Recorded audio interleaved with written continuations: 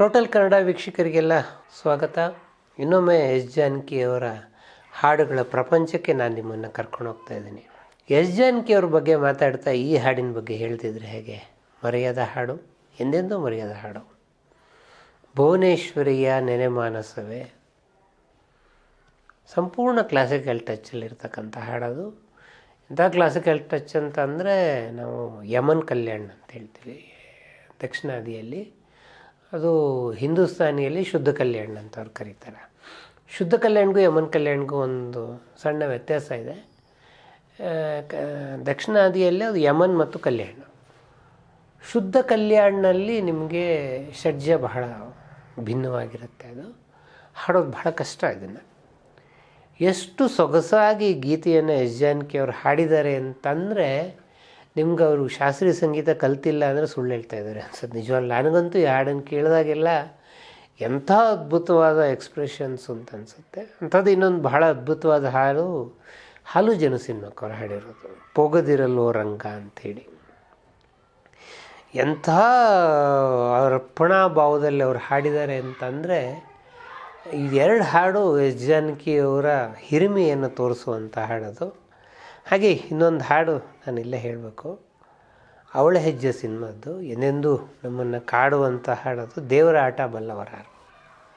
ಇಲ್ಲಿ ಒಂದು ಅಸಹಾಯಕತೆ, ಒಂದು ಅರ್ಪಣಾ ಭಾವ, ಈಗ ಒಂದು 5-6 ಭಾವಗಳು ಒಟ್ಟೊಟ್ಟಿಗೆ ಈ ಹಾಡಿನಲ್ಲಿ ಫ್ಲೋ ಆಗುತ್ತೆ. ಇದನ್ನು ತುಂಬ ಅದ್ಭುತವಾಗಿ ಜಾನಕಿ ಹಾಡಿದ್ದಾರೆ. ಮತ್ತು ಡ್ಯೂಯೆಟ್ಸ್ಗಳನ್ನು ಮಾತನಾಡುವಾಗಂತೂ ಪಲ್ಲವಿ ಅನುಪಲ್ಲವಿಯನ್ನು ನಾವು ಯಾರೂ ಮರೆಯೋಕ್ಕಾಗಲ್ಲ. ಅದು ಭಾರತೀಯ ಚಿತ್ರರಂಗದಲ್ಲಿ ಒಂದು ದೊಡ್ಡ ತಿರುವನ್ನು ಕೊಟ್ಟಂಥ ಸಿನಿಮಾ ಅದು. ಇಳೆಯರಾಜ, ಆರ್ ಎನ್ ಜಯಗೋಪಾಲ್ ಅವರ ಕಾಂಬಿನೇಷನಲ್ಲಿ ಬಂದಿದ್ದು ನಗುವ ನಯನ ಮಧುರ ಮೌನ ಪಿಸು ಮಾತಿನ ಹಾಡು ಅಂತ ಕರಿತೀನಿ ನಾನು ಅದನ್ನು. ಅದರಲ್ಲಿ ಎಂಥ ಎಕ್ಸ್ಪ್ರೆಷನ್ಗಳು ಅಂತಂದರೆ ಪಿಸು ಮಾತಿನಲ್ಲೇ ಇಡೀ ಹಾಡು ಹೋಗುತ್ತೆ. ಅದು ಎಸ್ ಪಿ ಮತ್ತು ಜಾನಕಿ ಎಂಥ ಪಿಸು ಮಾತನ್ನು ತುಂಬಿದ್ದಾರೆ ಅಂತಂದರೆ ನೀವು ಮತ್ತೆ ಅದನ್ನು ಕೇಳ್ತಾ ಹೋಗಬೇಕು. ಹಾಗೆ ನಗು ಎಂದಿದೆ ಮಂಜಿನ ಬಿಂದು ಆ ಸಿನಿಮಾದ ಇನ್ನೊಂದು ಹಾಡು, ಬಹುಶಃ ಜಾನಕಿಯ ರೇಂಜ್ ಗೊತ್ತಾಗೋದಕ್ಕೆ ನೋಡುವಂಥ ಹಾಡೋದು. ಚಕ್ರವ್ಯೂಹದಲ್ಲಿ 2 ಥರದ ಹಾಡಿದೆ. ಒಂದು ಚಳಿ ಚಳಿ ತಾಳೆನು ಈ ಚಳಿಯ, ಒಂದು ರಿದಮಿಕ್ ಪ್ಯಾಟ್ರನ್ನು, ಒಂದು ಸ್ವಲ್ಪ ಮಾತುಕತೆ, ಇದೆಲ್ಲ ಮಿಕ್ಸ್ ಆಗಿರುವಂಥದ್ದು. ಅದೇ ಜಾನಕಿ ಚಿಕ್ಕ ಮಗುವಾಗಿ ನಿಜ ಹೇಳುವೇನೋ ಅಮ್ಮ ನಿನ್ನ ಕಂಡರೆ ಪ್ರೀತಿ ಅಂತ ಆಡ್ತಾರೆ ಆ ಸಿನಿಮಾದಲ್ಲೇ. ಎಷ್ಟು ತನ್ಮಯ ಭಾವದಲ್ಲಿ ಹಾಡಿದೆ ಅಂತಂದರೆ ಎರಡನ್ನೂ ಜಾನಕಿನೇ ಹಾಡಿದ್ದಾರೆ. ಹಾಗೆ ಇಬ್ಬನಿ ಕರಗಿತು ಸಿನಿಮಾದಲ್ಲಿ ಒಂದು ಹಾಡು, ತನು ನಿನ್ನದು ಮನ ನಿನ್ನದು ಅಂಥೇಳಿ ಸಂಪೂರ್ಣ ತಮ್ಮನ್ನು ತಾವು ಅರ್ಪಿಸ್ಕೊಂಡು ಹಾಡ್ತಕ್ಕಂಥ ಹಾಡಿದು. ಗಾಯತ್ರಿ ಮದುವೆಯಲ್ಲಿ ಇಂಥದ್ದೇ ತುಂಟತನದೊಂದು ಹಾಡಿದೆ, ನಿನ್ನ ಜಾತಕ ನನ್ನ ಕೈಯಲ್ಲಿದೆ ಅಂಥೇಳಿ. ಇದು ಈ ಥರದ ಹಾಡನ್ನು ಹಾಡುವ ಜಾನಕಿನೇ ಪ್ರೇಮ ಪರ್ವದಲ್ಲೊಂದು ಹಾಡು ಹೇಳ್ತಾರೆ, ಆಲಿಸಿರಿ ಸೋದರರೇ ಅಂಥೇಳಿ. ಇದು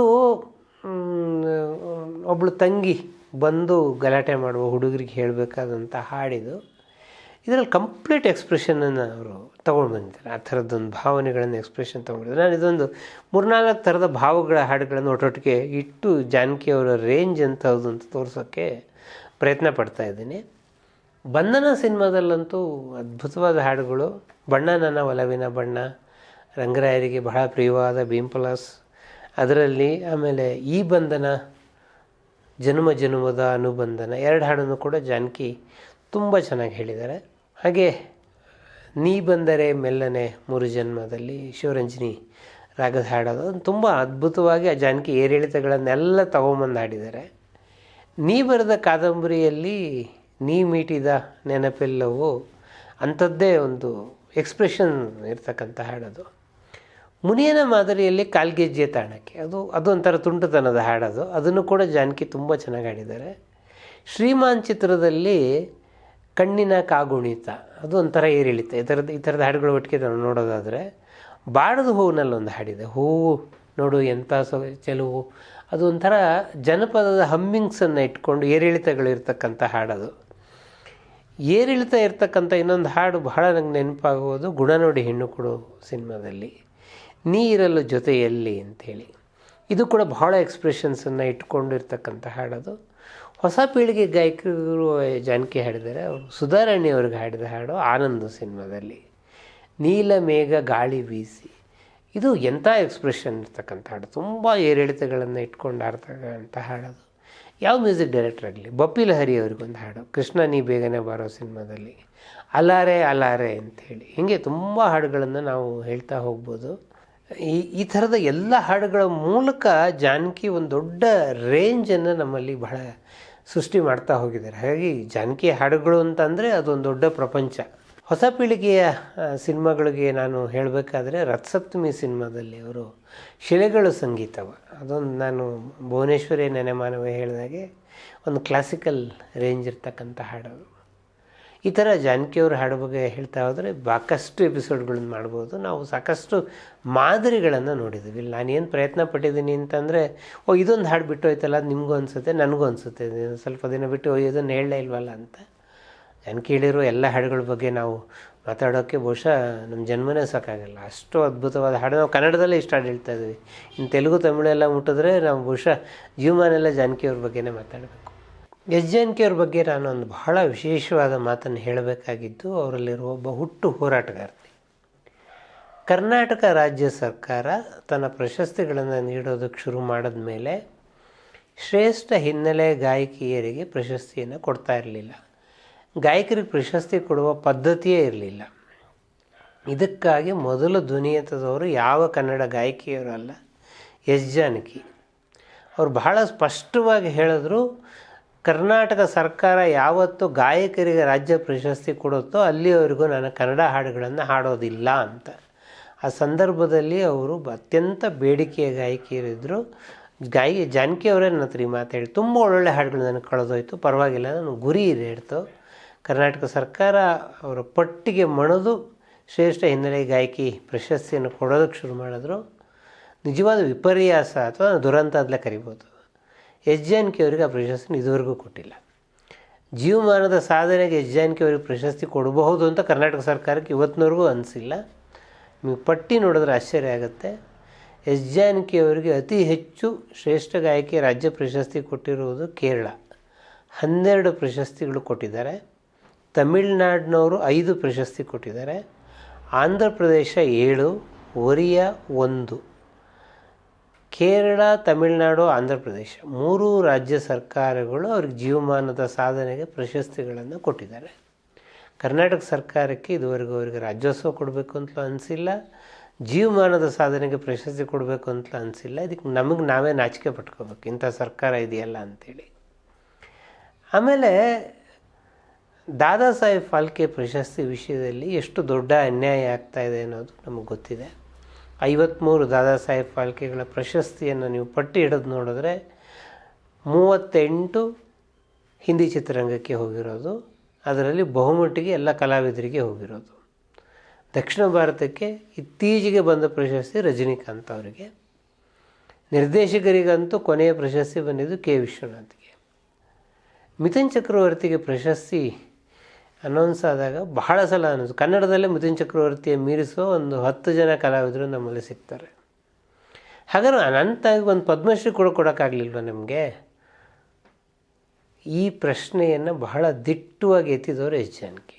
ಎಸ್ ಜಾನಕಿ ಒಬ್ಬರೇ ತಮ್ಮ ಮನೆ ಬಾಗಿಲಿಗೆ ಬಂದ ಪದ್ಮಭೂಷಣವನ್ನು ನಿರಾಕರಿಸಿ, ಕೊಡೋದಾದ್ರೆ ನನಗೆ ದಾದಾ ಸಾಹೇಬ್ ಫಾಲ್ಕೆ ಕೊಡಿ, ಪದ್ಮಭೂಷಣದ ಹಂತವನ್ನು ನಾನು ಯಾವತ್ತೋ ದಾಟಿದ್ದೀನಿ ಅಂತ ಹೇಳಿದ್ರು. ಬೇರೆ ಎಲ್ಲ ಗಾಯಕರು ಪದ್ಮಭೂಷಣ ಇಸ್ಕೊಂಡಿದ್ದಾರೆ, ಎಸ್ ಜಾನಕಿ ತೊಗೊಂಡಿಲ್ಲ. ಈ ದಿಟ್ಟತನಕ್ಕಾಗಿ ನಾವು ಇನ್ಯಾರಿಗೂ ಎಸ್ ಜಾನಕಿನ ಹೋಲ್ಸೋಕ್ಕಾಗಲ್ಲ. ಮನೆ ಬಾಗಿಲಿಗೆ ಬಂದ ಪ್ರಶಸ್ತಿಗಳನ್ನು ನಿರಾಕರಿಸುವ ದಿಟ್ಟತನ ಇರೋದು ಎಸ್ ಜಾನಕಿ ಒಬ್ಬರಿಗೇನೆ.